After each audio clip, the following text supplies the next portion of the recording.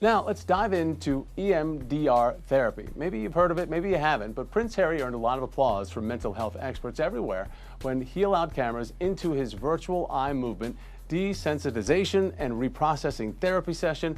But how exactly does EMDR work? Well, we sat down with Dr. Nadine Macaluso to find out. It's being the hunted and being helpless and not knowing that you can't do anything about it. There is no escape. Despite losing his mother, the beloved Princess Diana, at only 12 years old, Prince Harry didn't speak with a therapist until he was in his 30s. But now Harry is seeking help from EMDR, or Eye Movement Desensitization and Reprocessing Therapy, to heal himself from his past trauma. Trauma is anything, any experience, whether it's shock or relational, that overwhelms the person's capacity to cope. And when we can't cope, what do? We freeze, we block it, we push it out. Yet trauma lives in the body. Dr. Ney says those unresolved feelings creep up in unexpected ways.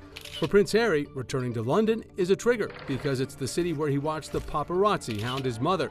There, he feels trapped. To change the way London is stored in his brain, he engages in bilateral stimulation. That's the shoulder tap you see him doing. The process pairs his traumatic memory with a new feeling of safety. Just letting any thoughts, feelings, sensations, whatever comes up, other memories, whatever comes up is good. The bilateral stimulation relaxes the brain and body enough that it actually almost unwinds itself out of the trauma. Now, instead of feeling dread when he thinks of returning to London, Prince Harry feels Calmness and strength. Strength because of the calmness. Trauma is a feeling of being powerless. I think that EMDR allows people to have influence over their trauma, and that's why it works.